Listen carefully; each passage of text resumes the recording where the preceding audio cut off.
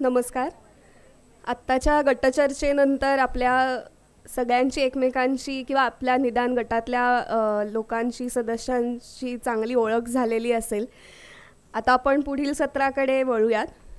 पुढील सत्राची सुरुवात आपण नेहमीप्रमाणेच पद्याने करूयात. जे कर्तृत्वाने जिंकतील ही धरती, ते अंकुर आम्ही वाढवितो तळहाती. जे कर्तृत्वाने जिंकतील ही धरती, ते अंकुर आम्ही वाढवितो तळहाती. फुलयास याजला माती संस्कारांची, प्रेमाचे पाणी उब सूर्य किरणांची. जिज्ञासा यांची शोधी अथांग अनंत, अन पराक्रमाला अपुरे यास दिगंत. विश्वाला भिजविल करुणा ऐसी चित्ती, ते अंकुर आम्ही वाढवितो तळहाती. जे कर्तृत्वाने जिंकतील ही धरती, ते अंकुर आम्ही वाढवितो तळहाती. याहून कोणते श्रेय आम्ही इच्छावे, वा अन्य प्रकारे भगवंतास भजावे. राधा मनमोहन अन्य कुणा मानावे, अन कोणावरुनी जीवन ओवाळावे. धनमान खरोखर तृणवत्यांच्या पुढती, ते अंकुर आम्ही वाढवितो तळहाती. जे कर्तृत्वाने जिंकतील ही धरती, ते अंकुर आम्ही वाढवितो तळहाती. ते अंकुर आम्ही वाढवितो तळहाती. ते अंकुर आम्ही वाढवितो तळहाती.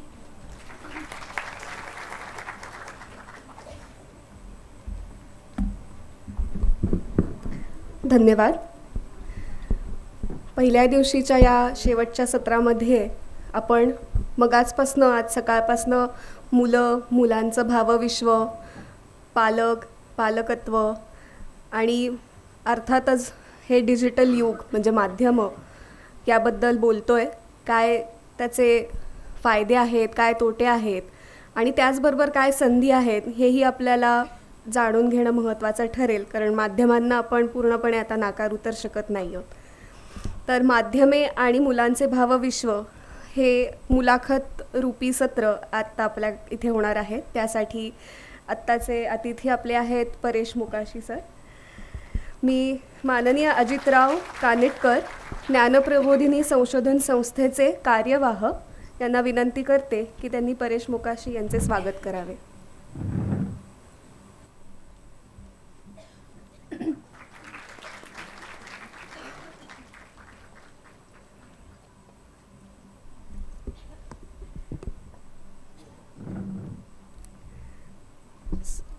सरांची ओळख म्हणजे आपल्यापैकी बऱ्याच जणांना एलिझाबेथ एकादशीमधली ती सायकल आठवते. त्या सायकलीशी अगदी मनुष्याप्रमाणे बोलणारे ती दोन भावंडं आठवतात आणि एकूणच त्यांच्या बाकी पण चित्रपटांमधला जो एक ओलावा आहे, जे विविध व्यक्तिमत्वांमधलं भावनांचं विश्व जे आपल्यासमोर उलगडतात ते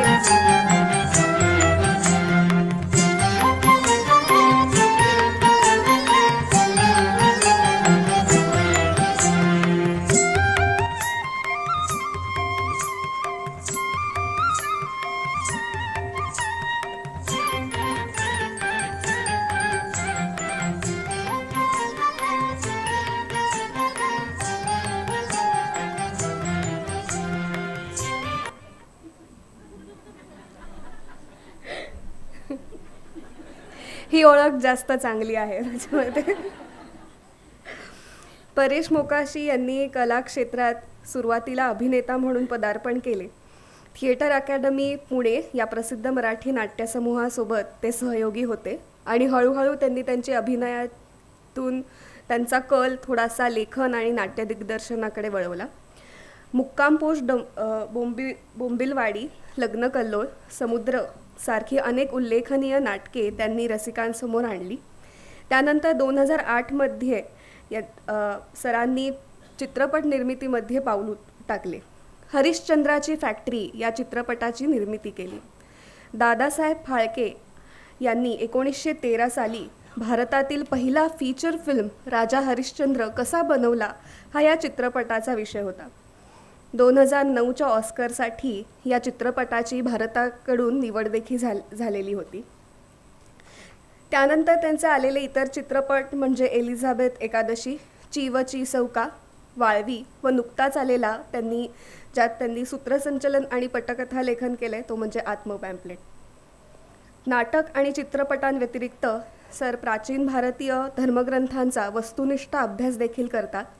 रामायण, महाभारत, पुराण, उपनिषद आणि इतर अनेक प्राचीन ग्रंथांच्या अनाकलनीय न शोधलेल्या भागावर प्रकाश टाकताना त्यावर एक माहितीपट करावा अशी सुद्धा त्यांची संकल्पना आहे.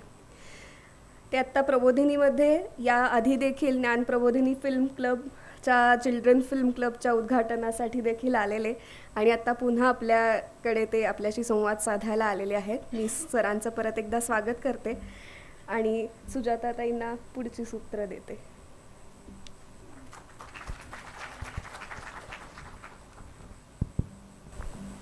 नमस्कार, स्वागत परत एकदा. आजची मुलाखत थोडी माझ्या प्रश्नांना सपोर्टिव्ह असं काही छोटे छोटे त्यांच्याच फिल्म्समधले क्लिप्स बघून आपण करणार आहोत आणि त्याला अनुषंगाने काही प्रश्न किंवा प्रश्नांच्या अनुषंगाने काही क्लिप असं आपण थोडं रसभंग होणार नाही याची काळजी नक्की घेऊया. पण थोडं थोडं आपण मध्ये मध्ये जरासं काही बघूयात आणि बोलूयात. दीपक पहिले.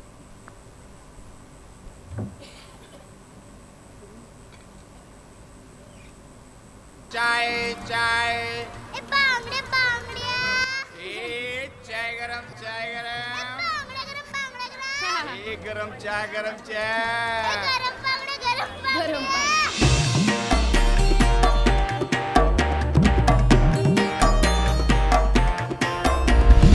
शिव्या किती देतोस तू? परत आलास का माझ्या शिव्यांना सुकडीचे? ए सॉरी ताई, आता दिवसाची पहिलीच आहे ना. सकाळी दिलीस ती कोणची? फुकणीच्या. आता फुकणीच्या मध्ये काय शिव्या आहे का? ती फुकणी नसती का चुलीची? नरसाळ्या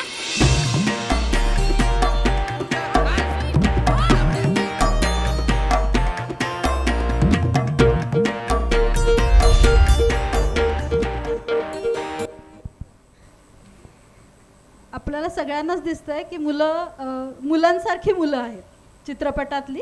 त्याच्यामुळे पहिला प्रश्नच असा आहे की तुमच्या पिक्चर्समधली मुलं ही मुलांसारखी असतात, म्हणजे टिपिकल फिल्मी प्रेझेंटेशन त्याचं करायचा मोह कसा टाळला जातो, ही किमया कशी साधली जाते?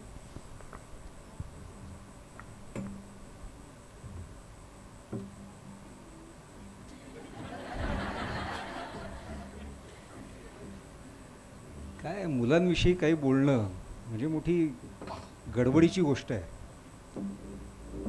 आम्ही उभयतांनी स्वतः पुनरुत्पादन न करण्याचा निर्णय घेतलेला आहे. तेव्हा आमच्या चित्रपटात काम करणारी मुलं हीच आम्हाला घडलेली अद्दल असं आम्ही समजतो आणि ती बऱ्याच वेळेला तशीच्या तशी चितारली जातात, कारण तशीच आम्ही पाहतो. आणि हे खरोखर प्रत्येक लेखक दिग्दर्शकावरच अवलंबून आहे की तुम्हाला काय प्रकारचा चित्रपट करायचा आहे, काय प्रकारची पात्र रंगवायची आहेत. आता जेव्हा अमर अकबर अँथनी धाटणीचीच जेव्हा तुम्ही कथा करता तेव्हा त्याच्यामध्ये अशा प्रकारची मुलं येऊन चालणारच नाही. तेव्हा ते सर्वस्वी त्या चित्रपटाच्या प्रकारावर, त्याच्या शैलीवर ते अवलंबून आहे. शोलेमधली, दीवारमधली, अमर अकबर अँथनीमधली मुलं ही थोडीशी फिल्मीच असणार, ती थोडीशी खोटीच वाटणार, ती थोडीशी अतिशयोक्ती, अतिरंजितच वाटणार, कारण त्या रसातच ते चित्रपट तयार केलेले असतात.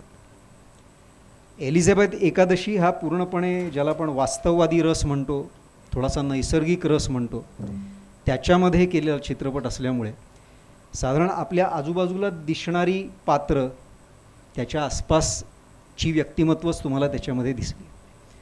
तेव्हा मुख्य म्हणजे तुमचा तो काय म्हणतो पण त्याला सृजनात्मक निर्णय आहे की तुम्हाला काय प्रकारचा चित्रपट, काय प्रकारची कथा तयार करायची आहे. धन्यवाद. आता आपण आत्म पॅम्पलेट चित्रपटात काम करणारी जी मुलं कलाकार आहेत त्यांचा एक छोटा इंटरव्ह्यूचा एक तुकडा बघूया.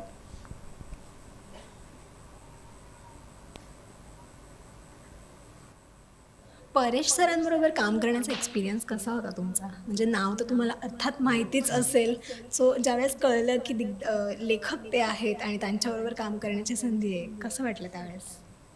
परेश सर म्हणजे मराठी इंडस्ट्रीमधले दिग्गज हे आपल्याला सगळ्यांनाच माहिती आहे. एलिझाबेथ एकादशी, हरिश्चंद्रची फॅक्टरी असे मोठमोठे चित्रपटाचे हे लेखक आणि दिग्दर्शक आहेत. तर ह्यांच्यासाठी जेव्हा मी काम करणार असं मला कळालं तेव्हा मी मेंटली खूप प्रिपेअर झालो होतो की आता ह्यांचा प्रेझेन्स कसा येईल, हे कसे माझ्याशी वागतील किंवा ह्यांचा अनुभव कसा असेल माझ्याबरोबर. तर तसं काहीच झालं नाही आणि परेश सर म्हणजे आमच्याबरोबरच एक लहान मूल असं आम्हाला जाणवलं सेटवर. हां, कारण की जेव्हा ते आम्हाला रीड आउट करायचे, रिडिंगला आम्ही जेव्हा बसायचो तेव्हा ते वेगळंच असं काही त्यांचा अनुभव सांगायचे जे लहान मुलांना खूप कम्फर्टेबल जाईल आणि ते कसे आपले बेस्ट देतील ऑन स्क्रीन. तर ते आशिष सरांबरोबर ते सगळं डिस्कस करून परत परेश सर असं म्हणायचे की तुम्हाला जेव्हा टेक असायचा तेव्हा त्यांचं एक वेगळं असं एक माहोल क्रिएट करायचे आणि ते असं म्हणायचे की छायाचित्रीकरण, ध्वनी आणि कृती हे ते मराठीत म्हणायचे. हां, बरेचशा जेव्हा मी टेक केला होता तेव्हा ते असं जेव्हा कॉल द्यायचे तेव्हा एक वेगळी एनर्जीज आपल्यामध्ये जाणवायची. मग असा हा अनुभव होता परेश सरांबरोबरचा. जेव्हा मला कळालं की परेश सर आहेत तेव्हा असं थोडंसं असं दडपण आलं की कसं होईल, किती भारी, he is a great personality, मग कसं होईल, मी कशी करेन. पण जेव्हा मग सेटवर आले, त्यांच्याशी बोलणं वगैरे झालं, त्यांच्याशी बोलणं पण एक वेगळाच अनुभव आहे. म्हणजे मी इंग्लिश मिडियमची, माझ्या तोंडातून इंग्लिश शब्द सारखे येत असतात, पण त्यांच्याशी बोलून माझी मराठी इतकी सुधारली अनदर एक्सपिरियन्स. आणि ते असं वेगळं नाही वाटून देत की त्यांचं असं की त्यांनी खूप काम केलं असं. त्यांच्याशी बोलताना असं काही वाटलं नाही. ते एकदम छान, एकदम आमच्या सगळ्यांशी नॉर्मल मजेत सगळे वापरायचे. सो बेसिकली ओम म्हणाल तसंच की त्यांचा एक प्रेझेन्स आहे सेटवरचा, तर ते ना कॅरेक्टरनुसार त्यांचं वागणं किंवा हे ना ते ना प्रत्येक कॅरेक्टर म्हणजे आशिषचं जसं कॅरेक्टर असेल ते ना खूप असं आहे शांत का विचार करणारं कॅरेक्टर आहे. जसं सृष्टीचं आहे, काहीच नाही बोलत, ती तिच्याच असते. बोऱ्या ना खूप चंचल कॅरेक्टर आहे. सो ते माझ्यासोबत पण तसंच असायचं. आणि इवन त्यांनी मला एक चांगली सवय लावली की ते मला वाचायला सजेस्ट करत होते पुस्तकं वगैरे. तर ते ना खूप मला असं अरे कुठला रायटर किंवा डिरेक्टर असं तुला पर्सनल लाईफमध्ये नाही सांगत का तू हे कर, ते ऑनस्क्रीन असतं फक्त का तुझ्यासाठी ऐक तू असं कर, हे कर, हे कर, हे कर. पण नाही, ते मला वाचायला सांगत होते किंवा पुढे माझं जे काही आहे करिअर पॉईंट ऑफ व्ह्यूने, सो ते मला सजेस्ट करत होते. तर मला खूप छान वाटलं का असं कोणी नाही करत युजली, पण त्यांनी केलं माझ्याबरोबर. सो खूप छान वाटलं.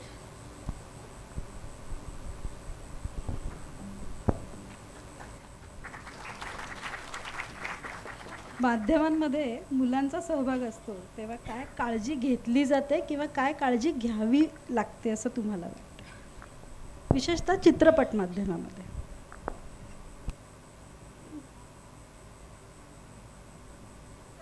फार विचार करू नये या गोष्टीचा असं मी ठरवलेलं आहे.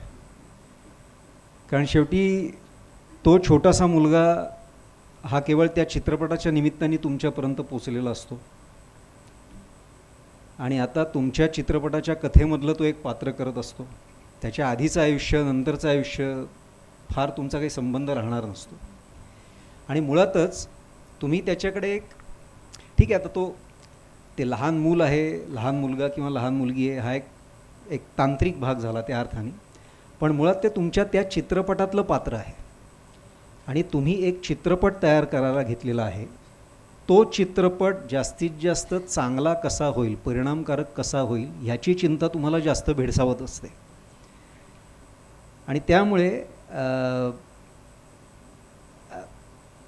त्यामुळेच ह्या प्रश्नाचं अजून काय उत्तर द्यावं ते मला कळत नाही आहे. पण अर्थातच म्हणजे आता ही सगळी बालकेसुद्धा म्हणत होती त्याप्रमाणे की त्यांचा अनुभव जरा बरा होता आमच्या चमूबरोबर काम करण्याचा. तर आणि हे ठीक आहे, हे गोड मुलं आहेत, पण कुठल्याही एक सर्वसाधारण मराठी किंवा हिंदी चित्रपटाच्या सेटवरही साधारण असेच अनुभव मुलांना येतील असं मला वाटतं, येत असतात असं मला वाटतं. काही कोणी मुद्दाम जाणून बुजून वाईट तर वागत नाही मुलांशी, त्यांची काळजी घेऊन त्यांचं सगळं जे काही असेल ते सांभाळूनच आपण चित्रीकरण करत असतो. कारण त्यांची ऊर्जा पटकन कधी त्यांना झोप येईल, कधी काय होईल, कधी त्यांना एकदम भूक लागेल, कधी एकदम त्यांना शुशी लागेल, तुम्हाला सांगता येत नाही. तेव्हा त्यांच्या कलाकारांनीच तुम्हाला चित्रीकरण करायचं असतं. तेव्हा अशा सगळ्या त्यांचे व्याप आणि त्यांच्या गोष्टी सांभाळून म्हणजे ती जाण बऱ्यापैकी असते प्रत्येकाला. आम्ही काही फार विशेष करतो असं मला वाटत नाही. हां, फक्त त्या पलीकडे जाऊन तुम्ही मुलांशी किती मैत्री करता की तुमच्यातल्या त्या ज्या गप्पा असतात त्या किती चित्रपटाच्या बाहेरच्या सुद्धा होतात, तो सुद्धा एक महत्त्वाचा भाग असतो ज्याचा तुमच्या उर्वरित चित्रपटाला उपयोग होणार असतो. कारण जितके गप्पा मारून गंमत गोष्टी करून तुम्ही मुलांच्या जवळ जाल तेवढे ते तुमच्यासमोर अधिक मोकळे होणार असतात, खुले होणार असतात, तुमच्या सूचना स्वीकारायला ते अधिक तयार होणार असतात. तेव्हा चित्रपट दिग्दर्शक ह्या भूमिकेतून जेव्हा मी आता तुमच्या ह्या प्रश्नाचा विचार करतोय तेव्हा आता मला हा मुद्दा सुचतोय की हो, अशा प्रकारे मुलांशी संवाद वाढवून त्यांच्याशी गप्पा गोष्टी करून कळत नकळतपणे तुमच्याच चित्रपटासाठी, तुमच्याच कलाकृतीसाठी, त्या विशिष्ट माध्यमासाठी त्यांचा अधिक चांगल्या प्रकारे उपयोग होणार असतो आणि ज्याचा त्यांनाही नंतर उपयोग होणारच असतो, त्या अनुभवाचा. केवळ त्या चित्रपटात काम करणं परत ही एक तांत्रिक गोष्ट झाली. ही मुलं 10 चित्रपटात काम करतात, पण त्यापैकी एका आत्मपॅम्पलेटचा अनुभव जर ते वारंवार पुढच्याही आयुष्यामध्ये बोलू लागतील, बोलले, तर ते आमच्यातल्या त्या संवादाचं किंवा त्या मैत्रीचा विजय असं मला वाटतं. कळत नकळत मुलांच्या ग्रूमिंगमध्ये तुमच्या ह्या चित्रपटांचा किंवा दिग्दर्शनाचा काही प्रमाणात तरी वाटा असतो. म्हणजे आता एलिझाबेथमधली मुलं सगळी मोठी झाली असतील, पण कदाचित त्यांच्या मनामधलं काहीतरी तुमचं जे स्थान आहे किंवा आता हा आपला जो गट्टू, तो त्याचं नाव बी विसरलेलं आहे पण तो कविता करतो, त्याला त्याचं शोध अचानक पिक्चरच्या दरम्यानच लागला, असंही सगळं जे आहे.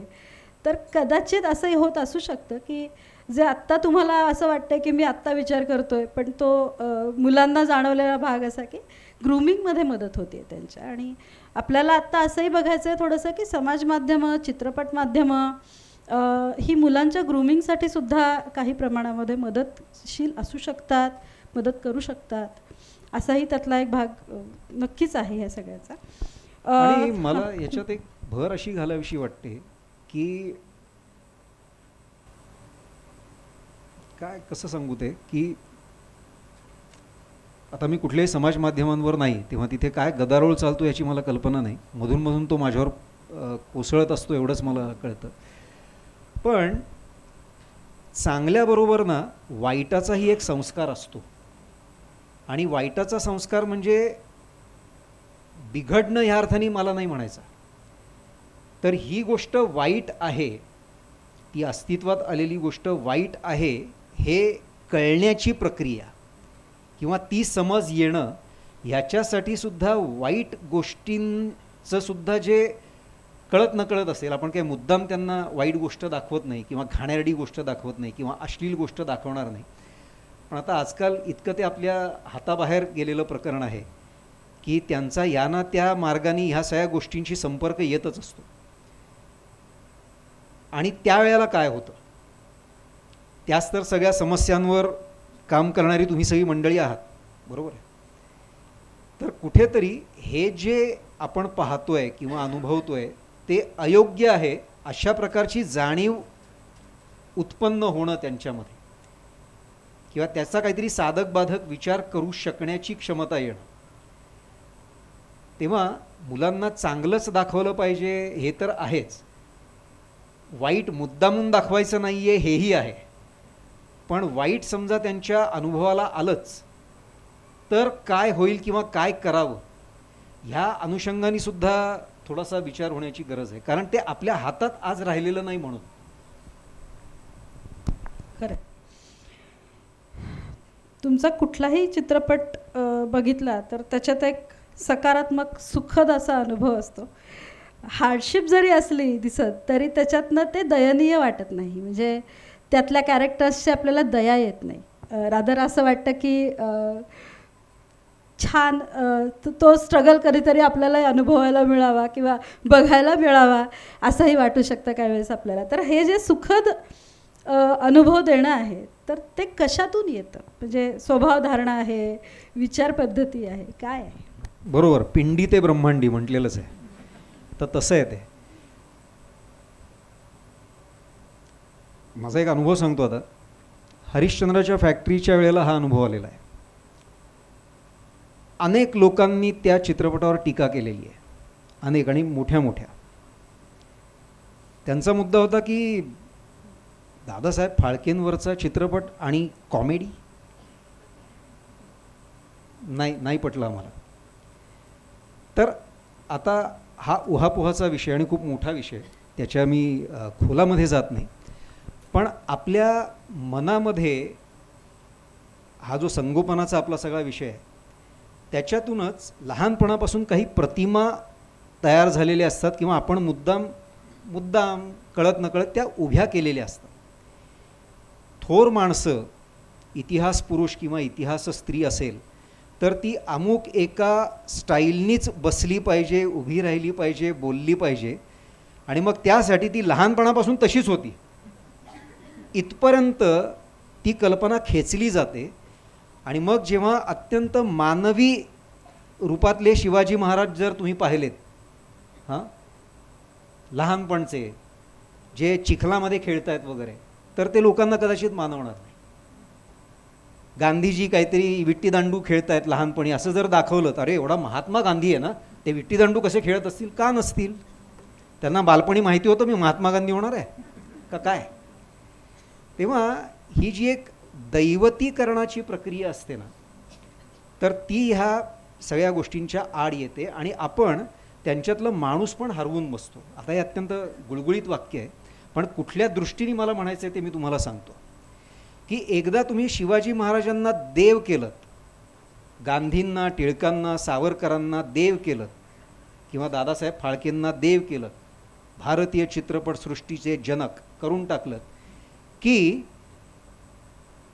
ते आपल्यासारखेच 2 हात 2 पाय असलेले माणूस आहेत ही गोष्ट आपण विसरतो.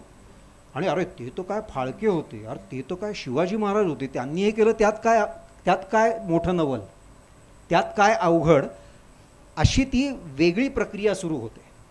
आपण हे जाणून घेत नाही की अरे त्यांनासुद्धा 2 पाय 2 हातच होते, पण स्वतःच्या बुद्धिमत्तेने, चिकाटीने त्यांनी ते अत्यंत कष्ट करून ते साध्य केलं, त्या प्रक्रियेचा भाग होऊन ते साध्य केलं. ही प्रक्रिया एकदम माणूस विसरून जातो आणि एकदम पूजे अर्चेला लागतो.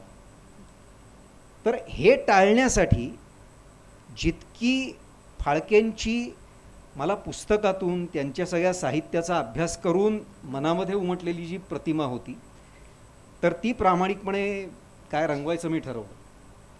आणि त्याच्यातून तो साधेपणा आणि ती विनोदबुद्धी, कारण मला ती त्यांच्या साहित्यातून दिसली, कारण ती संशोधनातून दिसली. मात्र एक शिस्त म्हणून मी हेही म्हणेन की त्याच संशोधनाचा, साहित्याचा अभ्यास करून एखादा लेखक दिग्दर्शक त्यांची अत्यंत करुणमयी मूर्तीसुद्धा रंगवू शकतो. तो तुमचा कलाकार म्हणून काय, ते तुमचं स्वातंत्र्य आहे. तुम्ही ज्या कुठल्या रसामध्ये ती व्यक्ती रंगवायची असेल ती रंगवा, त्या रसामध्ये ती विश्वसनीय वाटली पाहिजे. ती चित्रपट म्हणून तो त्या प्रकारचाच परिणाम देऊन झाला पाहिजे तुमच्या मनावर. आणि म्हणून माझा काही त्याला विरोध नाही, पण तसाच मग लोकांनीही त्याला विरोध करू नये. जेव्हा फाळके तुम्हाला एका अत्यंत वेगळ्या रसामध्ये दिसले किंवा एखाद्याने असा प्रयत्न केला, परत माझ्या दृष्टीने तो अत्यंत साधारण चित्रपट आहे, मला चित्रपट म्हणून माझा कुठलाच चित्रपट आवडत नाही, हा परत वेगळ्या चर्चासत्राचा विषय आहे.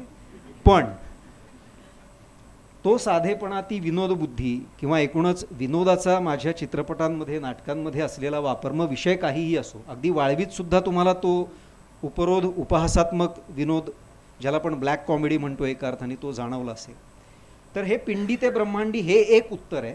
आणि दुसरं उत्तर हे आहे की का नाही, ह्या रसामध्ये सुद्धा रंगवून पहा ना, का नाही? हे कुणी ठरवलं, हे नियम कुणी केले की गांधी अमुक अमुक त्या लो अँगलमध्ये असेच उभे राहिले पाहिजेत सतत? का बाबा? साधे उभे राहिले असतील की कधी कधी. आणि त्यांची जेव्हा तुम्ही काय फुटेज बघता प्रत्यक्ष गांधीजींची किंवा टिळकांची किंवा सावरकरांची, अत्यंत साधेपणाने चालत असलेली माणसं आहेत ती. साधेपणाने चालतायत, साधेपणाने खातायत पितायत, साधेपणाने बोलतायत. कुठेही त्यांच्या काही असा आविर्भाव नाही आहे, काही असा बडेजाव नाही आहे कुठल्याही त्यांच्या ह्याच्यामध्ये. आपण ह्या सगळ्या प्रतिमा उगीचच आपल्या मुलांमध्ये ठसवतो आणि त्याच्यातून काहीतरी विकृत्या मग नंतर उत्पन्न होतात. थँक्यू. दीपक, एलिझाबेथमधला इंटरव्ह्यू. एलिझाबेथ एकादशी पिक्चरच्या नंतरचा प्रमोशनच्या काळातला एक छोटासा इंटरव्ह्यूचा हे बघूयात आपण.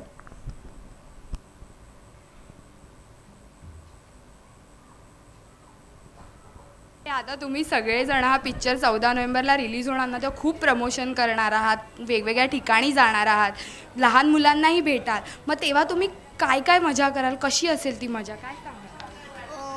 मला जर लहान मुलं भेटली तर त्यांना मी सांगेन की तुम्हाला पण मिळेल आणि त्यांना हे करेन. आणि सगळ्यांना महत्त्वपूर्ण असा सिनेमा बघायलाच पाहिजे सर्वांनी, असं माझं एक मत आहे आणि मी एवढंच करेन. आणि हा फॅमिली सिनेमा आहे, म्हणजे फॅमिलीचे हे सगळं आहे, त्यात लहान मुलांचाही आहे तो लहान. पण मेन म्हणजे खास करून हा सिनेमा लहान मुलांनी बघावा. कारण लहान मुलं म्हणजे कशी, लहान मुलं म्हणजे त्यांनासुद्धा डोकं असतं, ते सुद्धा काही करू शकतात, ते कसे कष्ट करतात ते अगदी सुंदर सरांनी मांडलेलं आहे आणि ते खास करून मुलांनी बघावं असं मला वाटतं.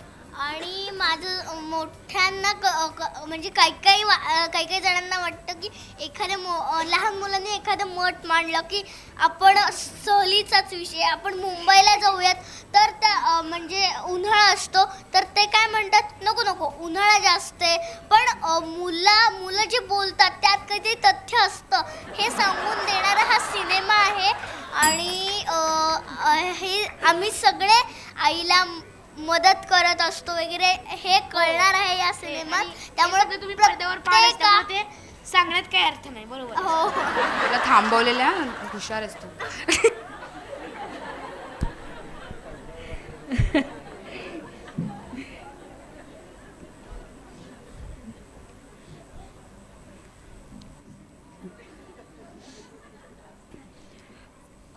पालक, शिक्षक, मुलं अशा सगळ्या विविध गटांपर्यंत एखादा संदेश अगदी सहजरित्या पोहोचवण्यासाठी माध्यमांचा वापर जाणीवपूर्वक करता येतो. तुम्ही करताय. तर असे वेगवेगळे संदेश चित्रपटाच्या माध्यमातून देण्याचं ठरवताना त्यामागे तुम्ही काय काय विचार केलेला असतो? काहीच विचार नसतो. विशेषतः संदेश देणं, काहीतरी चांगली गोष्ट सांगणं, प्रवचन करणं, प्रबोधन करणं हा चित्रपटांचा किंवा कुठल्याही कलाकृतींचा हेतू, माझ्या कलाकृतींचा हेतू नसतो. तुम्ही त्या माध्यमाचा विचार करून त्या माध्यमामध्ये ती गोष्ट करताय, तेव्हा प्रथम तुमचं कर्तव्य हे आहे की त्या माध्यमामध्ये ती गोष्ट सशक्तपणे सादर करा. बस. मग त्याच्यातून आपोआप ती कथा अशी असेल की ज्याच्याने लोक भारावून गेली किंवा काही संदेश मिळाले तर तो बोनस झाला आणि ते प्रेक्षकांचं मत आहे. माहिती इंग्लिशमधली म्हण आहे ना की I know what I gave, I don't know what you received. ते तत्व आहे की मला तर साधी ही लहान मुलांची गोष्ट सांगायची, त्यांनी त्यांची सायकल कशी वाचवली ह्याची गोष्ट सांगायची.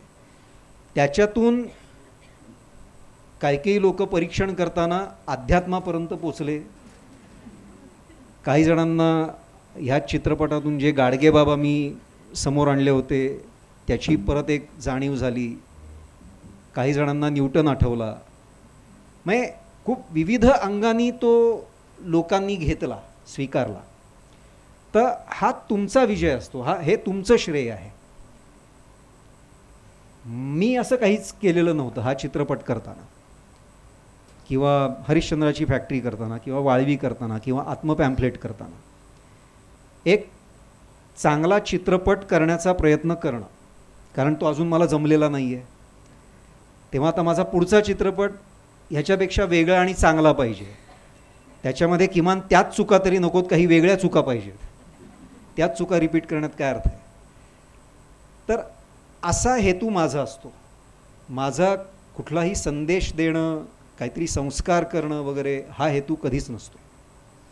चांगली सशक्त कलाकृती तयार करणं, तो एक चित्रपटाचा चांगला अनुभव प्रेक्षकांना देणं, ह्याला जी आपण काय म्हणतो एक एनरिचमेंट ज्याला आपण म्हणतो. मग भले तो हिंसात्मक चित्रपट का असेना, पण एक चित्रपट म्हणून तो तुमच्यावर प्रभाव टाकतो. तुम्हाला आवडतो, अरे काय चित्रपट, म्हणजे चित्रपट या कलेचा, चित्रपटातल्या तांत्रिकतेचा, त्याच्यातल्या त्या ज्याला आपण चित्रभाषा म्हणतो, सिनेमॅटिक नॅरेटिव्ह, त्याचा उपयोग करून काय चित्रपट केला आहे असं झालं पाहिजे. आणि तो तुमच्या चित्रपटात्मक जाणीवा अजून 2 पावलं पुढे घेऊन जातो. आणि ती जर जाणीव तुमच्यात उत्पन्न झाली, ती जर प्रगल्भता 1 पाऊल पुढे नेणारी मी देऊ शकलो, तर ते चित्रपटाचं यश आहे. केवळ संदेशकार मग मी लेख का नाही लिहिला, मग मी पुस्तक का नाही लिहिलं, कारण ते त्याचं थेट माध्यम आहे. मी भाषण का नाही दिलं, मी अशा बैठका का नाही घेतल्या, जे संदेश देण्याचं थेट माध्यम आहे. मी चित्रपट का करायचा ठरवला, मी कादंबरी का लिहायची ठरवली. आणि म्हणून मोठ्या मोठ्या लेखकांच्या, म्हणजे ज्यांना आपण मोठे समजतो, त्या लेखकांची कुठलीही कथा किंवा कादंबरी काढून पहा, तुम्हाला त्याच्यातून थेट संदेश, काहीतरी उपदेश कधीच मिळणार नाही. दिबा मोकाशींची कुठलीही गोष्ट काढून बघा, थेट उपदेश देणारी एक गोष्ट आहे नाही आहे. शीना पेंडसेंची कुठलीही कादंबरी काढून पहा, हां त्या पात्रांचा संघर्ष, त्याच्यातलं जे काय आहे त्याच्यानी तुम्ही सकस होत असता, त्या अनुभवानी तुम्ही काहीतरी 2 पावलं पुढे जात असता. जो अनुभव तुमच्या जीवनात मिळालेला नाही, तो तुम्हाला त्यांचं पुस्तक वाचून मिळतोय, ह्याच्यानी तुम्ही जी प्रगल्भ एक होत असता, ज्या जाणीवा तुमच्यात उत्पन्न होत असतात, त्याच्यानी तुमचा उपयोग होत असतो, त्याचा उपयोग तुम्हाला होत असतो. तुम्हाला थेट संस्कार करायचे, उपदेश करायचा आहे, तुम्ही ते माध्यम वापरा ना. चित्रपट या माध्यमाची गोष्टच वेगळी आहे. याचा अर्थ असा नाही की ज्यांना उपदेश द्यायचा आहे त्यांनी असा उपदेशात्मक चित्रपट करूच नाही, पण तो मुळात चित्रपट म्हणून जास्त प्रभावी पाहिजे. आणि मग त्याच्यातलं एखाद दुसरं पात्र थेट काय डायलॉगबाजी करून तुम्हाला उपदेश देणारा असेल तर ठीक आहे, लोक ते समजून घेतील.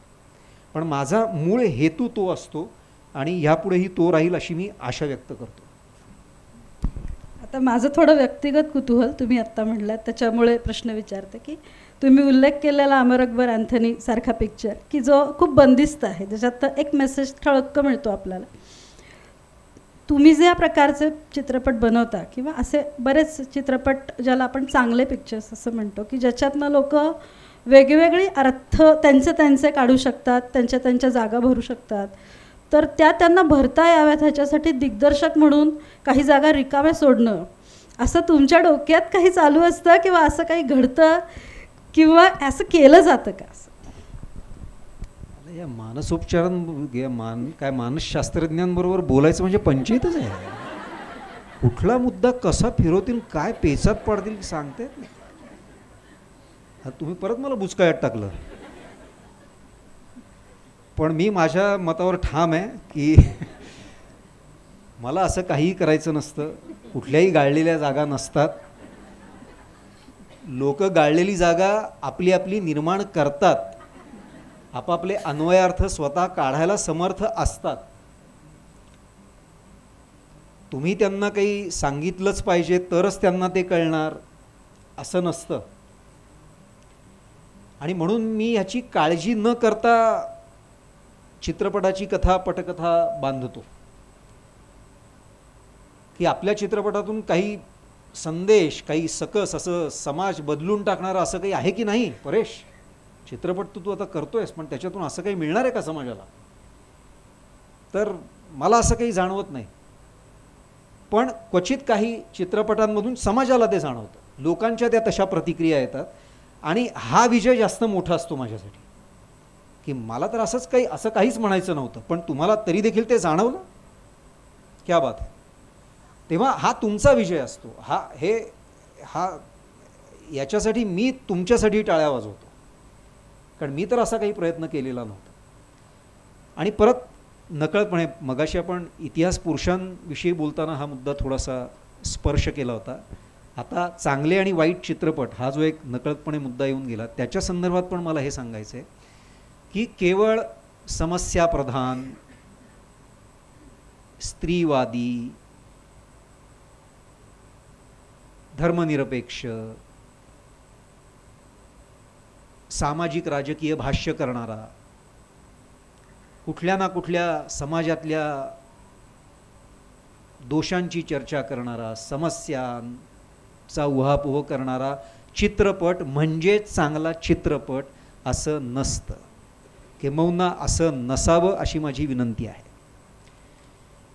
याचं कारण परत तेच की सामाजिक समस्यांची चर्चा करण्यासाठी, उहापोह करण्यासाठी वेगळी थेट प्रकारची माध्यमं आहेत.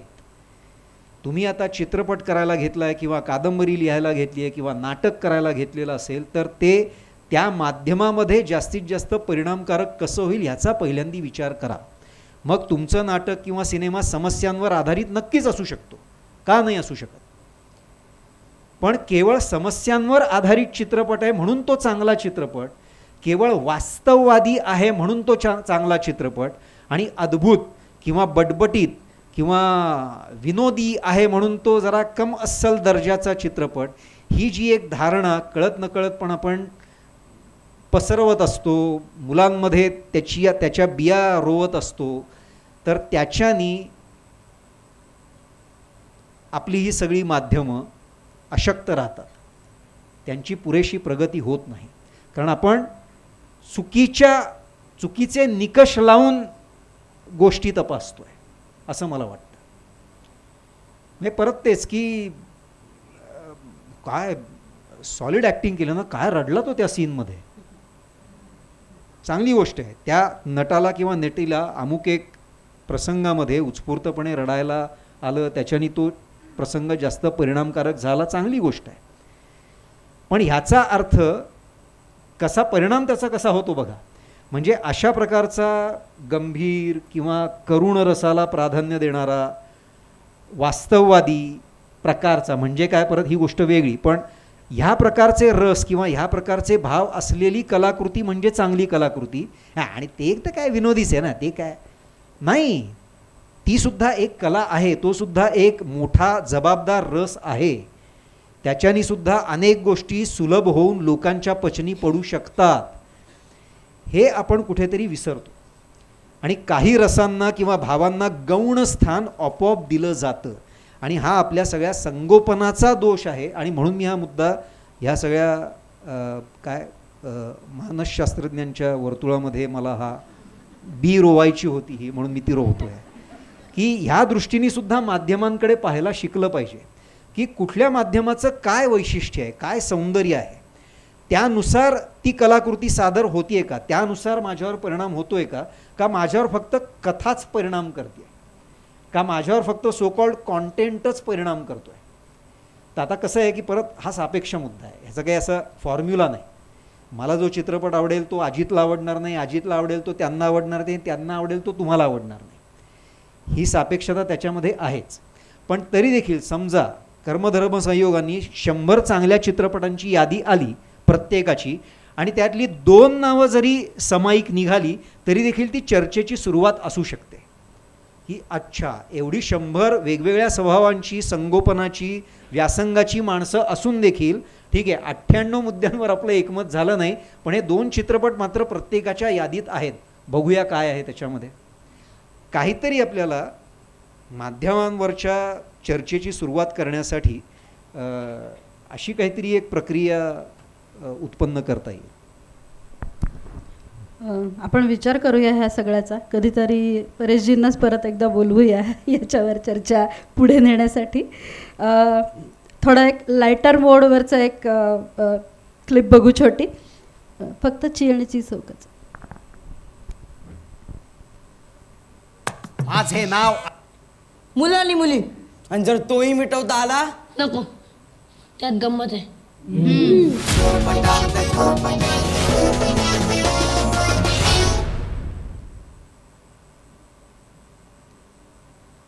बघ, तुला अशी चित्र काढावीशी वाटतात कारण तुझ्यात हार्मोन्स निर्माण होत आहेत. मग त्यांना ते आवडलं नाही म्हणजे त्यांच्यातले हार्मोन्स संपत चाललेत काय?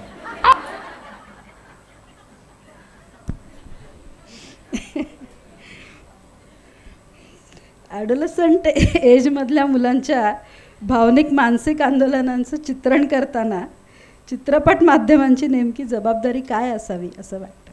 अवघड वयोगट असतो हा जरा हाताळायला, त्याच्यामुळे.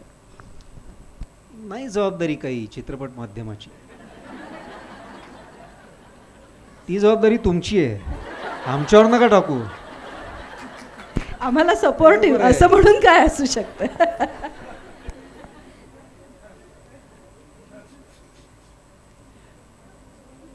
तुम्हाला सांगू का, लहान मुलांसाठी म्हणून तयार झालेल्या कलाकृतींची 10 नावे सांगा. नाही आठवणार कोणाला, कारण नाहीच आहेत.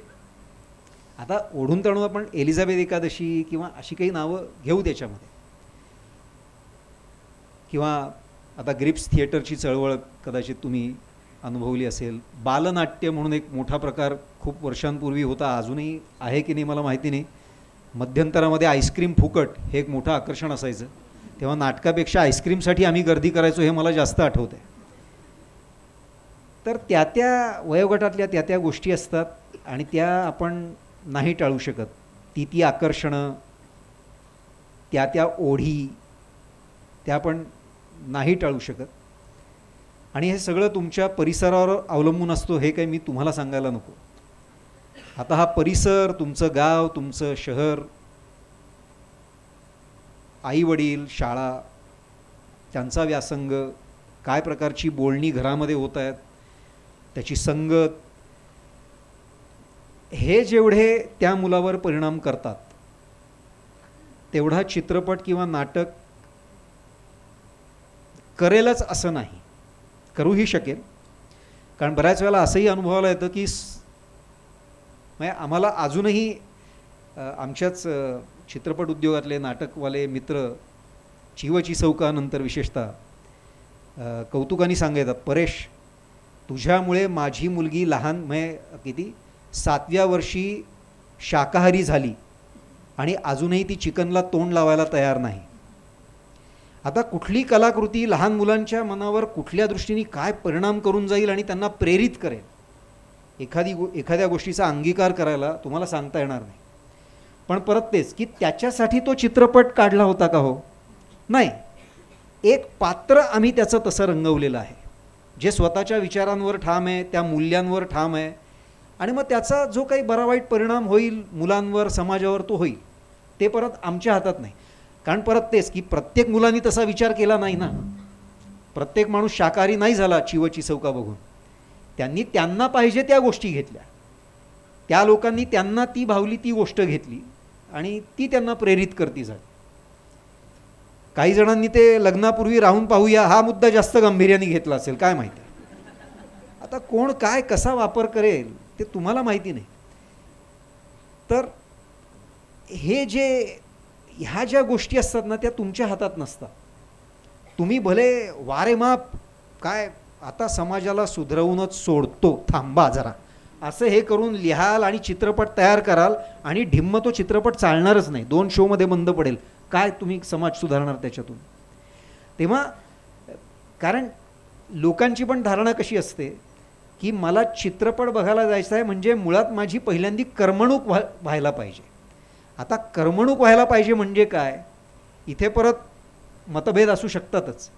काही लोकांना काय कॉमेडी बघून करमणूक होते, काही जणांना नाचगाणी बघून करमणूक होते, काही जणांना ॲक्शन पटांशिवाय दुसरे पटच आवडत नाहीत, तर काही जणांना असे काहीतरी गंभीर सामाजिक समस्या प्रधान चित्रपट असेल तरच तो चित्रपट असा मांडणारा एक गट आहे. त्यामुळे आम्ही एकाच चित्रपटात तर हे असं सगळं दाखवू शकत नाही आणि म्हणूनच आमचे चित्रपट पडतात नाही का. कुणीतरी एकच गट आकर्षित होतो, तोही पूर्णपणे आकर्षित होत नाही बऱ्याच वेळेला, आणि मग त्याचा काय म्हणतो टार्गेट ऑडियन्स पूर्णपणे फुलफिल न झाल्यामुळे काही काही चित्रपट चालत नाहीत. त्यामुळे चित्रपटाचा लोकांवर काय परिणाम होईल, मुलांवर काय परिणाम होईल हे तुमच्या हातात अजिबात नाही. तसा तुम्ही जाणीवपूर्वक प्रयत्नसुद्धा करू नये. तो चित्रपट म्हणून जर सकस झाला, चांगला झाला, तर कुठलाही चित्रपट मुलांवर प्रभाव पाडू शकतो.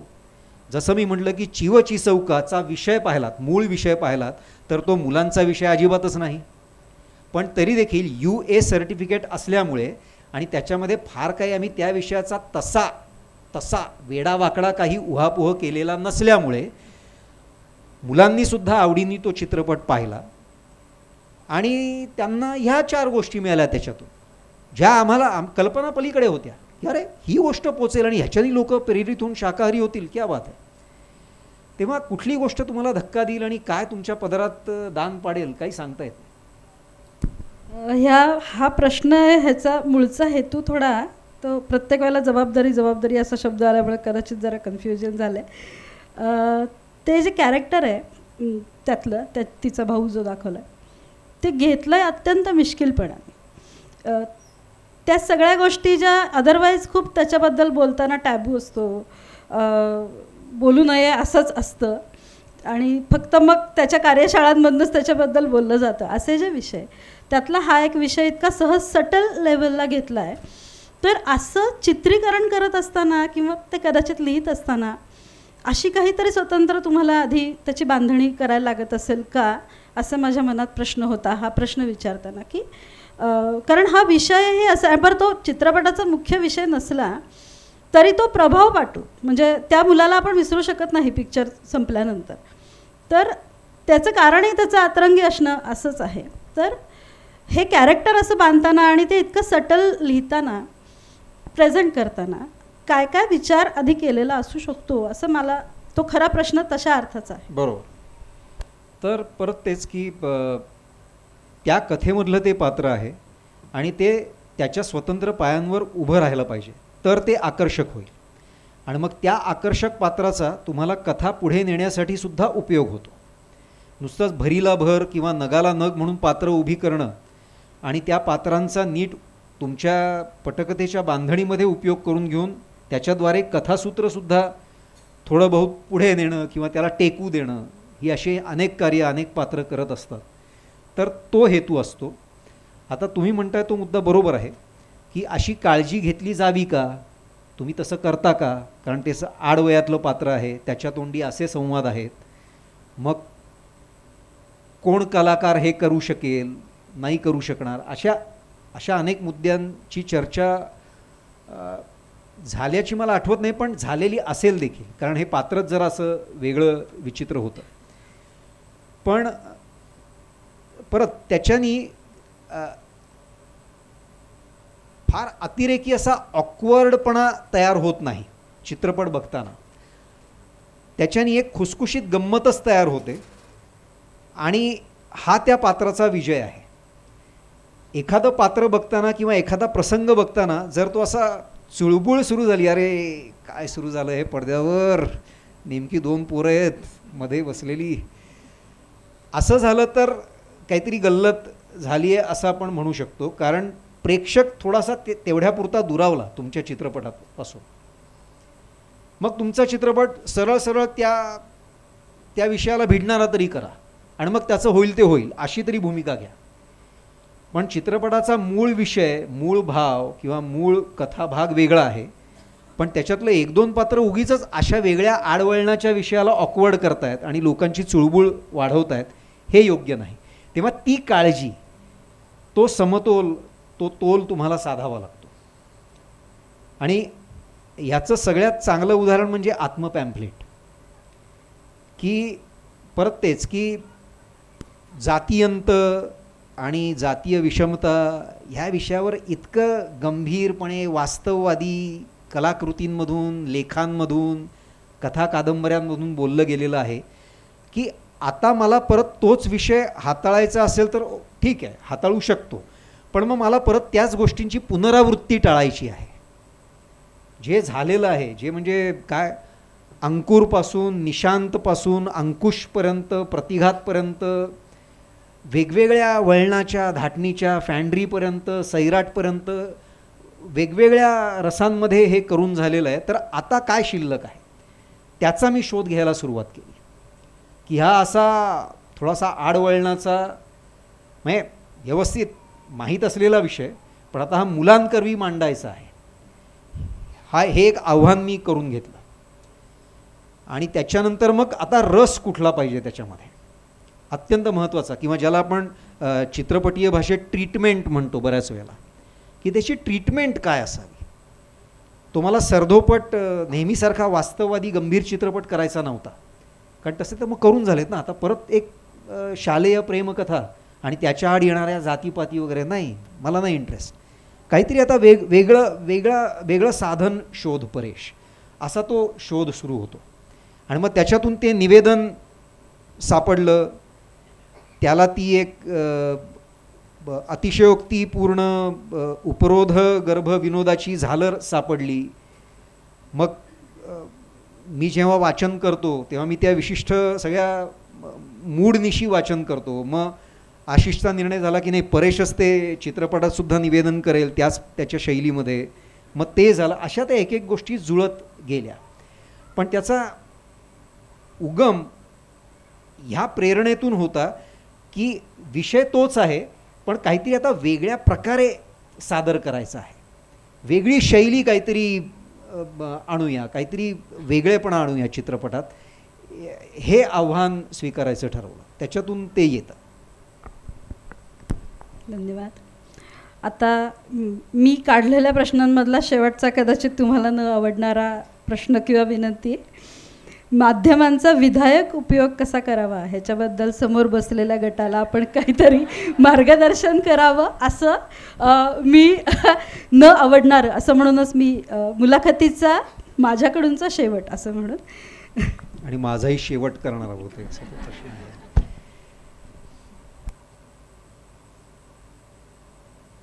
उद्धरेदात्मनात्मानम याशिवाय दुसरा काही त्याला पर्याय नाही. कारण मी अत्यंत किरकोळ व्यक्ती आहे. मी समाज माध्यमांवर नाही तेव्हा मला समाज माध्यमांचा थेट अनुभव नसलेली व्यक्ती आहे. एक तुटपुंजी गोष्ट चित्रपट ही मला रडत खडत कशी बशी जमते त्याच्यातला मी लेखक दिग्दर्शक आहे आणि हे असले काहीतरी माझे विचार आहेत जे तुम्ही गेले 40-45 मिनटं ऐकत आहात. तेव्हा माझी कुठलीही गोष्ट फार गंभीरपणे घ्यायची नाही ह्याचा आडाखा तुम्ही ऑलरेडी बांधलेला आहे हे मला दिसतं आहे. त्यामुळे मी फार गंभीरपणे तुम्हाला काही उपदेश करण्याच्या किंवा संदेश देण्याच्या भानगडीत पडणार नाही. माझ्यापेक्षा ह्या क्षेत्राचा व्यासंग तुमचा अधिक आहे हे मला ह्याच्यात सांगायचं आहे. आपल्याकडे परत होतं काय माहिती आहे का की सेलिब्रिटी हा एक प्रकार मनुष्य मात्रांमध्ये आपण उत्पन्न केलेला आहे. काय पूर्वी चातुर्वर्ण व्यवस्था कशी जाचक होती ना तशी सेलिब्रिटी व्यवस्था अत्यंत जाचक होत चाललेली आहे. कारण विषय कुठलाही असो आम्हालाच बसवलं जातं तिथे आणि नाही तुमचं मत सांगा तुमचं मत सांगा. अरे माझा तो विषयच नाही आहे. आणि म्हणूनच मी आपल्या केतकीताई किंवा ह्या सगळ्या मंडळींनी जेव्हा मला सांगितली होती या चर्चासत्राची कल्पना तेव्हा पहिल्यांदा माझं उत्तर हे होतं की अहो हा माझा विषय नाही तुम्ही मला कशाला तिकडे बोलवताय. पण मग त्यांनी मला माझी समजूत काढली की नाही ते माध्यम आणि मग तुमचं चित्रपट हे माध्यम आणि मग मुलं संगोपन असा विषय आपण तो करून घेऊया. म्हटलं ठीक आहे. मग काहीतरी 4 गोष्टी मला सांगता येतील तिथे माझे अनुभव म्हणून परत ज्ञान म्हणून असं नाही. तर तो जरा अडचणीचा मुद्दा झालेला आहे. मग आता परवा मला कुठेतरी कुठं बोलवलं होतं आणि मी नम्रपणे नकार दिल्याचं मला आठवतं. विंदांच्या कवितांचं रसग्रहण नाही म्हणजे असू शकतं एखाद्याचं म्हणजे चित्रपटकर्मी असून देखील मला विंदांच्या कवितांचा पण अभ्यास आहे आणि आवड आहे असू शकतं. माझा नाही आहे ना. तेव्हा ते मी त्यांना नम्रपणे सांगत होतो की असा तौलनिक अभ्यास वगैरे विंदांची कविता आणि मग 19व्या शतकातली कविता काय 1920 उत्तर कविता वगैरे हे म्हटलं मला नाही सांगता येणार नाही. पण तुम्ही एवढे अभ्यासू आहात वगैरे म्हटलं हा गैरसमज आहे मोठा. मी अभ्यासू वगैरे हे सगळे गैरसमज टाळा. तर आणि म्हणून मी हे कुठल्याही प्रकारचा हे न करता तुम्हाला सांगतोय हा विनय नाही. ही वस्तुस्थिती आहे की मला खरोखरच ह्याच्यातली अक्कल नाही आणि म्हणून मी ह्या क्षेत्रातलं तुम्हाला काही सांगायला जाणार नाही. तुम्हाला माहिती आहे ह्या माध्यमांचा वापर कसा करायचा, त्यातल्या कुठल्या गोष्टी घातक, कुठल्या नाही, कुठल्या गोष्टी पोषक वगैरे वगैरे वगैरे. तेव्हा मला कृपया ह्या अडचणीत टाकू नका बाई. एक 10-15 मिनटं आपण समोर बसलेल्या गटापैकी काहींना काही प्रश्न विचारायचे असले, काही मांडायचं असलं मत, तर नसलेल्या गोष्टी त्याच्यावर तुम्ही काहीतरी करता आहात, ते कधी येणार आहे? तुम्ही मला 150 कोटी द्या, उद्यापासून काम सुरू करतो. बरं, आता किती 200 लोक इथे आहेत ना, विभागून द्या, एकावर भार नाही टाकत मी. अत्यंत समंजस आणि असा मनमिळावू माणूस आहे मी.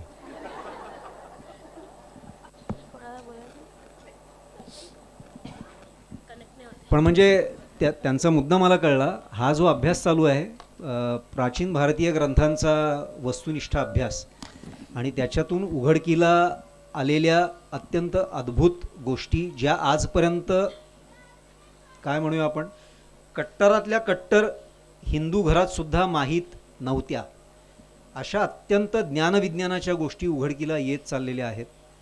आणि हा गेले 25-30 वर्ष माझा उपक्रम चालू आहे. आणि 25-30 वर्षांपासून मला ह्याच्यावर एक भव्य काय म्हणतो आपण त्याला वृत्तचित्र मालिका तयार करायची आहे, डॉक्युड्रामा मालिका तयार करायची आहे. आणि आजवर आपण ह्या नॅशनल जिओग्राफिक म्हणा, डिस्कवरी म्हणा, किंवा स्वतंत्रपणे सुद्धा इजिप्शियन कल्चर असेल किंवा ग्रीको रोमन असेल, मेसोपोटेमियन, अशा सगळ्या प्राचीन संस्कृतीवर अनेक भव्य दिव्य डॉक्युमेंटरीज आणि चित्रपट आपण पाहिले असतील. पण प्राचीन भारतीय ग्रंथांमधलं ज्ञानविज्ञान आणि गोष्टी सांगणारी एकही मालिका तेवढ्या भव्य प्रमाणामध्ये अजून निर्माण झालेली नाही. एकच सन्माननीय अपवाद आपल्याला माहिती आहे, भारत एक खोज, पण ती मालिकासुद्धा एका पुस्तकावर आधारित होती. तेव्हा ते एका लेखकाचं त्या काळातलं मत होतं. त्यानंतर गेल्या 80 वर्षांमध्ये अनेक वेगवेगळे नव्या गोष्टी उजेड्यात आलेल्या आहेत, उत्खननं झालेली आहेत, संशोधनं झालेली आहेत. तर आपण आपल्याला अपडेट करून घ्यायला विसरलेलो आहोत. आपण वारंवार तेच संदर्भ देत असतो जे आपण शाळेमध्ये शिकलेलो आहोत. तर त्याच्या पलीकडे आता पुरातत्व विज्ञान आणि भूगर्भशास्त्र आणि मानववंशशास्त्र पुढे गेलेलं आहे. अनेक नवीन गोष्टी उजेड्यात आलेल्या आहेत, पुरावे सापडलेले आहेत. तर त्या गोष्टींचा अत्यंत रोमांचकपणे आढावा घेणारी ती मालिका असणार आहे. तेव्हा बस आता फक्त 50-50 लाख प्रति खुर्ची बाहेर पावती पुस्तक घेऊन मी बसतो आहे. तर sir as a creative content creator हे चित्रपट निर्मिती आहात, तर तुम्हाला सुद्धा तर त्यांनी बऱ्यापैकी खोडून विचारण्याचा प्रयत्न केला की तुम्ही पॅरेंटिंगसाठी किंवा सायकॉलॉजीच्या अनुषंगाने किंवा डेव्हलपमेंटमध्ये मुलांच्या माध्यमांचा काय उपयोग होऊ शकतो याच्याबद्दल खूप खोदून विचारण्याचा प्रयत्न केला. पण त्यात तुम्ही कन्सिस्टंटली फक्त प्रामाणिकपणे हेच उत्तर दिले की मी प्रामाणिकपणे माझं चित्र निर्मिती जे आहे ते टू द एक्सटेंड म्हणजे ती क्रिएटिव्हिटी एक लेवलपर्यंत नेण्याचा फक्त प्रयत्न करतो. हे तुमच्या प्रत्येक उत्तरात तेच दिसलं. तर घरी जाऊन मी माझ्या मुलीला सांगताना मी फक्त हेच ॲज अ पॅरेंट म्हणून मी तिला हे सांगू का ॲज अ क्रिएटर किंवा ॲज अ ह्युमन तू फक्त 100% तुझ्या ज्या कामात तुझी ऑनेस्टी एवढंच मी देऊ शकते तुमच्या ह्याच्यातनं, असं मला तरी वाटतं. तेच मी द्यावं का तुमच्या ह्याच्यात? अगदी बरोबर. कारण परत तेच आहे की तुमच्या आवडत्या चित्रपट किंवा नाटकांची यादी वेगळी असणार आहे, तुमच्या मुलीची वेगळी असणार आहे, माझी वेगळी असणार आहे, तुमच्या 4 मैत्रिणींची 4 वेगवेगळी मतं असणार आहेत. तेव्हा चांगला चित्रपट हा बरं का असं जेव्हा तुम्ही सांगायला जाल तेव्हा त्याला विरोध करणारी 50 मंडळी असणार आहेत. तेव्हा त्याचा उहापोह काय करायचा आहे तुम्ही मला सांगा. ती इतकी सापेक्ष गोष्ट आहे की तुमच्या दृष्टीने हे मुलांसाठी चांगलं आहे, त्यांच्या दृष्टीने ते मुलांसाठी चांगलं आहे, माझ्या दृष्टीने ते नाहीच आहे, त्यांच्या दृष्टीने ते आहे. तेव्हा हा मतामतांचा गलबला सुरू होतो आणि त्याच्यामध्ये काही अर्थ राहत नाही. राहते फक्त एकच गोष्ट, ती म्हणजे त्या काय म्हणू आपण कलाकृतीचा दर्जा, परत दर्जा सापेक्षच आहे, पण कलाकृतीची परिणामकारकता म्हणा, गुणवत्ता म्हणा, दर्जा म्हणा, ह्या सगळ्याच गोष्टी इतक्या सापेक्ष आहेत ना आज की काहीच सांगता येत नाही.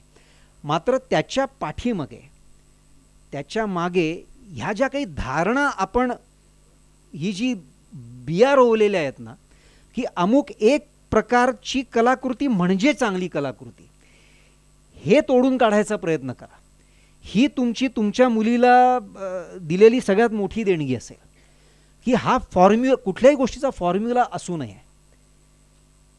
आणि म्हणूनच जेव्हा पिकासोनी चित्र काढायला सुरुवात केली तेव्हा भल्याभल्यांनी तोंडात बोटं घातली. पहिल्यांदा लोकांना पचनी पडे ना ती शैली, की अरे नाकाच्या जागी कान आणि कानाच्या जागी डोळा, ही काय शैली आहे. पण हळूहळू ती सुद्धा, याला आपण टेस्ट डेव्हलप म्हणतो, किंवा तोपर्यंत वास्तववादी आणि एक अशी भव्य दिव्य उदात्त ह्या प्रकारच्या रसांनी भरलेली चित्र पाहायची सवय लागलेली पिढी अचानक अशा प्रकारची विस्कळीत किंवा सटायरिकल, काय म्हणतो आपण त्याला,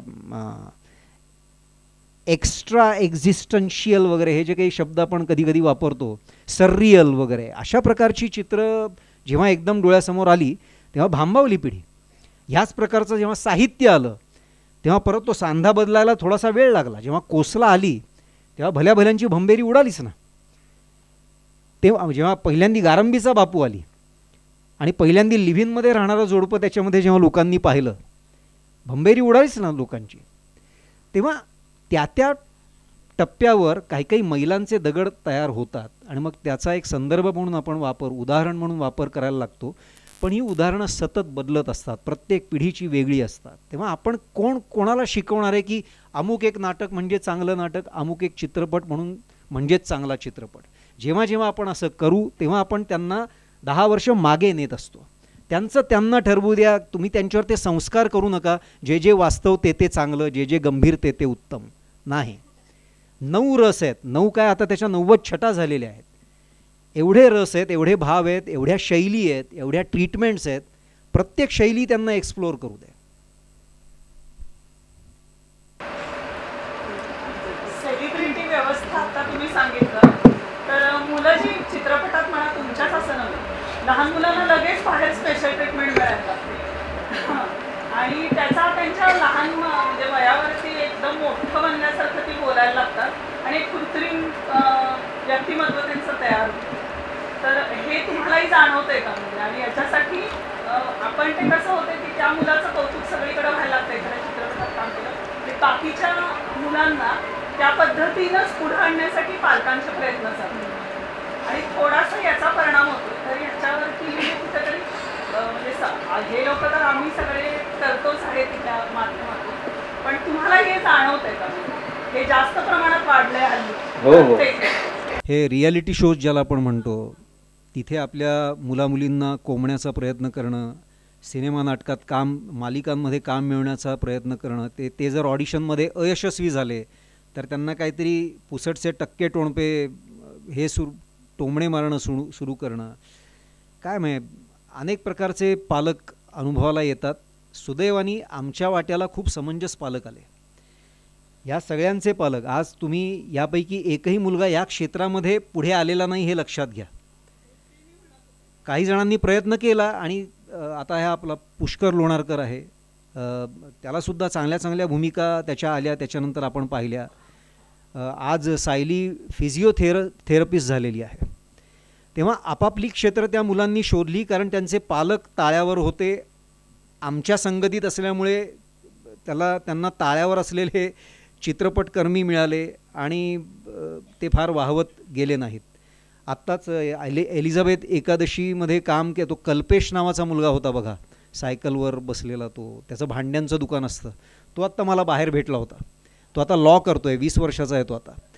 तेव्हा जे आमच्या संपर्कात येतील त्यांना आम्ही व्यवस्थित सांभाळून घेऊ किंवा ते आमच्या कक्षेत असतात म्हणून ते आम्हाला शक्य आहे. पण असे शेकडो मुलं आणि शेकडो पालक आहेत, तर त्या प्रत्येकाबरोबर तर आम्हाला असं वागता येत नाही. हो हो हो बरोबर आहे, बरोबर आहे. हो हो हो बरोबर आहे, बरोबर आहे. हो हो हो. तेव्हा खूप खूप जबाबदारी ही आपल्या सगळ्यांचीच आहे.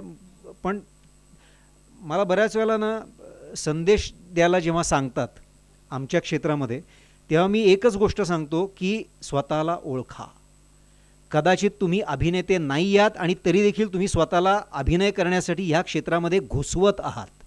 तुम्हाला वेळच्या वेळी कामं मिळणार नाहीत, तुम्ही फ्रस्ट्रेट व्हाल आणि तुमचं काहीतरी वेडीवाकडी बातमी पेपरामध्ये येता कामा नये. मुळात ती कला माझ्यात आहे का, तो गुण माझ्यात आहे का हे जोखा आणि ठामपणे त्याचा सामना करा. आता माझं स्वतःचं उदाहरण आहे. मला अभिनेता व्हायचं होतं, मला अमिताभ बच्चन व्हायचं होतं आणि मी अभिनय क्षेत्रात होतो. मला 25, 26, 27 वर्ष लागली हे कळायला की मी तेवढा चांगला अभिनेता नाही. 28व्या वर्षी मी स्वतःला बजावलं की परेश, ह्यापुढे अभिनयापासून दूर राहा, हे तुझं क्षेत्र नव्हे. पण मग काय करायचं, तोपर्यंत स्वतःतल्या लेखक दिग्दर्शकाचा शोध लागलेला नव्हता. पण मग अखेर एका 2-4 घटनांच्या मदतीने तो लागला आणि वेळीच म्हणजे 30व्या वर्षी मी स्वतःच्या पायावर उभा राहता झालो. अन्यथा मी सुद्धा त्याच अनेक जे चेहरे तुम्हाला आज दिसेनासे झालेले आहेत त्यामधली एक भर वाटलो असतो. तेव्हा हे वेळीच स्वतःच्या लक्षात येणं की माझ्यात हा गुण नाही, त्या वाटेला न जाणे आणि काहीतरी वेगळा धंदा सुरू करणे चरितार्थासाठी, हे सगळ्यात महत्त्वाचं आहे. आणि हे आपल्या सगळ्यांचीच जबाबदारी आहे. माझ्या वाट्याला जेव्हा जेव्हा येते तेव्हा ती मी पार पाडत असतो, तुम्हीसुद्धा पार पाडतच असता. पालकांनी हे जाणायची सगळ्यात मोठी गरज आहे.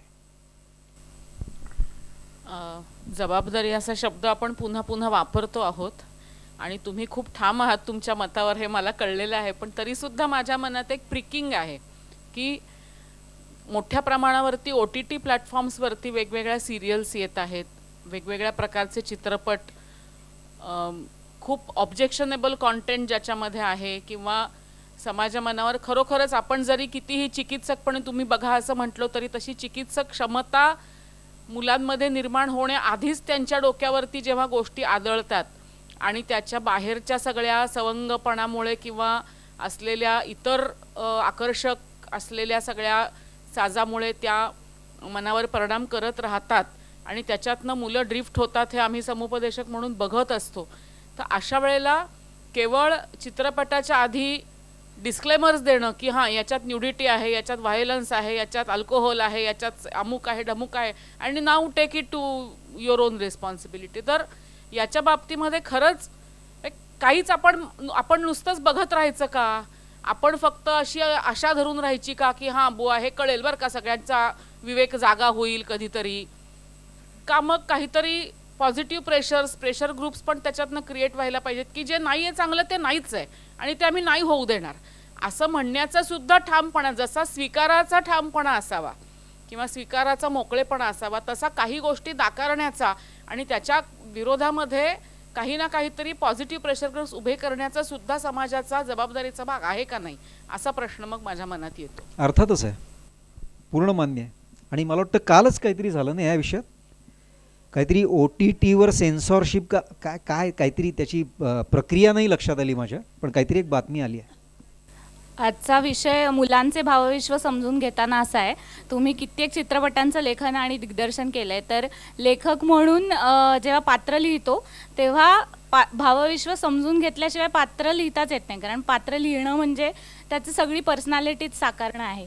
तर असा एखादा किस्सा सांगाल का कुठल्याही एका पात्राबद्दलचा, म्हणजे एलिझाबेथ एकादशीमधली पात्र आहेत, आत्मा पॅम्पलेटमधली पात्र आहेत, लहान मुलाच्या एखाद्या पात्राचा की एकतर तुम्ही ते कुठेतरी पाहिलं आणि तिथून तुम्हाला ते सुचलं हे कॅरेक्टर, किंवा ते तुम्हालाच सुचलं ते कॅरेक्टर, पण कसं सुचलं किंवा कुठल्या घटनेवरून सुचलं का, असं कुठल्याही एका कॅरेक्टरचा किस्सा सांगितलात तर एक लेखक म्हणून कसं ते भावविश्व रिअल वर्ल्डमधून फिल्ममध्ये घेऊन जाता तो ब्रिज कळेल. असं झाल्याचं काही मला फार आठवत नाही आहे. जे काही सुचलं ते पहिल्यांदी कागदावरच आलं आणि ते आलं ते परत की आता मी हे लहान मुलीचे पात्र साकारत आहे तर मी आता काय लिहू बरे, असा विचार न करता ते आलेलं आहे. त्यामुळे असं ओघाओघामध्ये हे सगळं लिखाण होतं. मग कदाचित तुम्ही ते परत वाचता, तटस्थपणे त्याच्याकडे पाहता, आणि काही खटकलेलं असेल, काही उणं झालेलं असेल तर परत ते सुधारून परत पुढची आवृत्ती काढता. ही प्रक्रिया एक सर्वसामान्य प्रक्रिया आहे. आणि ह्या व्यतिरिक्त मग प्रत्यक्ष चित्रीकरणाच्या आधी जेव्हा मी पात्र योजना करतो, कलाकारांची निवड करतो, त्यावेळेला त्या कलाकारांबरोबर वाचनं करायला सुरुवात करतो. आणि मग त्या वाचनातून मला कळतं की हा मुलगा साधारण अशा धाटणीचा आहे. मग त्या प्रकारे ते पात्र मी थोडंसं तसं त्याची थोडीशी तशी डागडुजी करतो, त्याला थोडीशी दिशा देतो. पूर्णपणे असे संवाद बदलत नाही, पण ते म्हणजे हे पात्र म्हणजे हे दिसणारं असं आहे.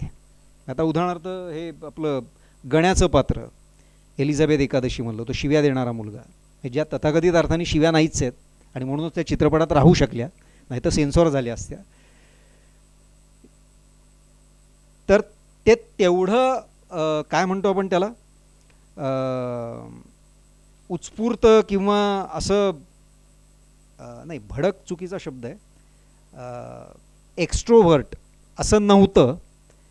पण पुष्करशी जेव्हा आम्ही गप्पा गोष्टी करायला लागलो तेव्हा लक्षात आलं की हा इंटरेस्टिंग मुलगा आहे आणि त्याच्या धाटणीत थोडासा तो गण्या जायला हरकत नाही. आणि मग काही पंढरपुरी शब्द त्यांनी आम्हाला सांगितले.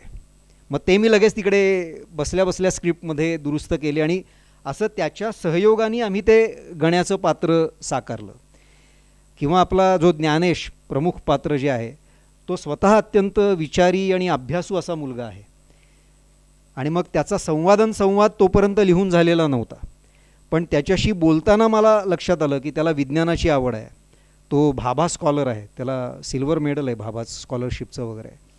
मग ते संदर्भ थोडेसे जास्त मी काय म्हणतो पण त्याला पक्के केले. म्हणजे गाडगेबाबा आणि न्यूटन पहिल्यापासून होतेच संहितेमध्ये, पण त्याला थोडीशी ती छटा त्याच्या व्यक्तिमत्वाच्या दृष्टीने देता आली मला. मी त्याला कीर्तन करणारा मुलगा केलं की ज्याला एक तुम्हाला ती भाषा आणि त्याच्यावर ची ती हुकूमत आणि ह्या सगळ्या गोष्टींची गरज असते, तसा तो मुलगा होता. किंवा सायली म्हणजे झेंडूचं जे पात्र आहे ती एक अत्यंत महाभयानक ठाम मुलगी होती आणि तिला पाहता क्षणी बाकीचे जण तर म्हटले की ही मुलगी नको हां.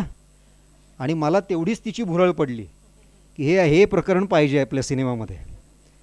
आणि झेंडू हे नाव हे पंढरपूरच्या एका गल्लीमध्ये एका आईनी तिच्या मुलीला मारलेली हाक आहे.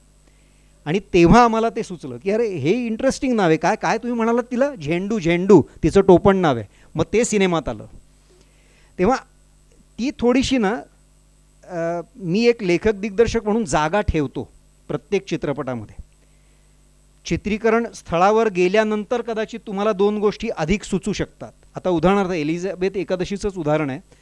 पहिल्यांदा आम्ही सगळी एक पाहणी करून गेलेलो होतो आणि आता परत महिन्याभराने परत येऊन प्रत्यक्ष चित्रीकरणाला सुरुवात करायची होती. तर मध्ये मुंबईत जाऊन 1 महिन्याच्या तालमी आणि बाकी HODs आणि हे सगळं मी परवा मगाशी सांगत होतो तुम्हाला तसं ती सगळी चर्चा वगैरे झाली. आणि आता आम्ही एक 4 दिवस आधी पंढरपुरात येऊन ठेपलो की ते घर वगैरे निवडलेलं होतं आम्ही. त्या घरात शूटिंग आहे, ते त्या आईचं आणि त्या 2 मुलांचं आणि आजीचं घर आहे. तर जेव्हा पहिल्यांदा मी पाहिलेलं होतं 1 महिन्याभरापूर्वी तेव्हा ते उत्तम म्हणजे स्थितीत होतं. आता जेव्हा आम्ही गेलो तेव्हा त्यांचं जे छत होतं त्याला भगदाड पडलेलं होतं.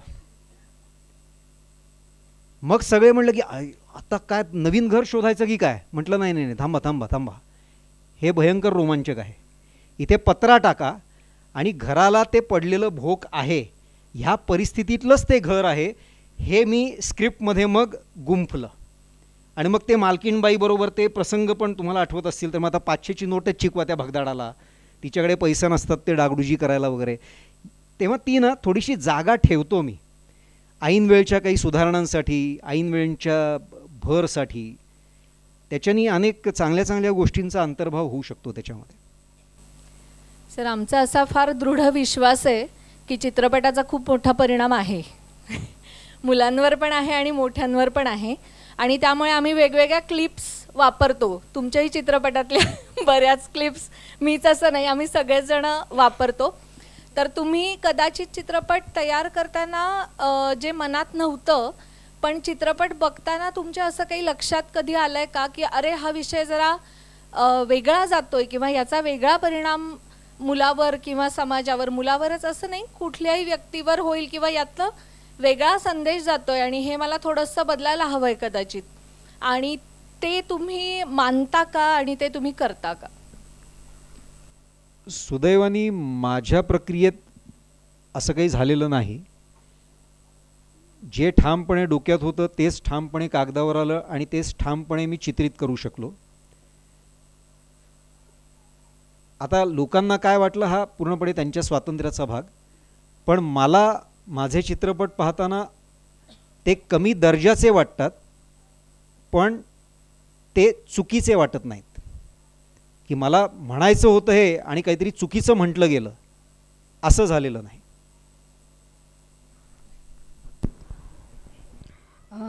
थांबूयात आता. खूप प्रश्न असतीलही पण वेळेची मर्यादा. धन्यवाद परेशजी. खूप फॉर्मल आभार. खरंच मानत नाही कारण खूप वेळ खूप फॉर्मलच बोलते मी तुमच्याशी.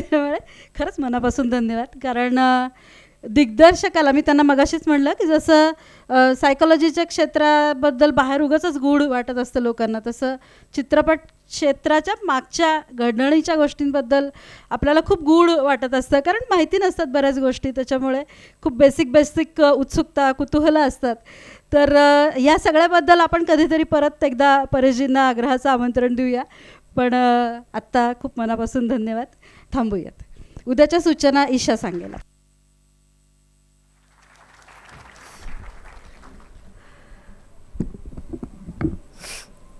जरी या गप्पा थेट मानसशास्त्राशी निगडीत असतील नसतील, पण जिथे माणूस आहे तिथे मानसशास्त्र आहे आणि त्या व्यक्तिरेखा तुम्ही खूप उत्तम पद्धतीने सर्वांसमोर आणता. त्यामुळे आम्ही तुम्हाला इथे बोलवलं आणि तुम्ही आलात आणि गप्पा मारल्यात, त्याबद्दल परत पुन्हा एकदा धन्यवाद देते. आणि आजच्या दिवसाची सगळी सत्र संपलेली आहेत. फक्त 1-2 सूचना सांगते. ओळख स्पर्शाची 360 डिग्री हा जो प्रकल्प आहे तो त्याचा मूळ जन्म हा खरं तर संवादिनी म्हणजेच ज्ञानप्रबोधिनीच्या स्त्री शक्ती प्रबोधन या शहरी विभागाच्या मार्फत झाला. त्या संवादिनी गटाबद्दल जर तुम्हाला अजून जाणून घ्यायचं असेल तर बाहेर त्याची माहितीपत्रकं आहेत, तर नक्की बाहेर तिथे भेट द्या आणि माहितीपत्रकं बघा. उद्या सकाळी ठीक 8:30 वाजता आपण इकडे जमणार आहोत नाश्त्यासाठी आणि मग पुढचा आपला दिवस आणि पुढची सत्र नेहमीप्रमाणे वेळेत सुरू होतील. सर्वांना धन्यवाद. आणि उद्यासुद्धा आपली कूपन्स घेऊनच नाश्ता चहा हे सगळं मिळणार आहे, तर त्यामुळे ते न विसरता आपल्याबरोबर ठेवूयात. धन्यवाद.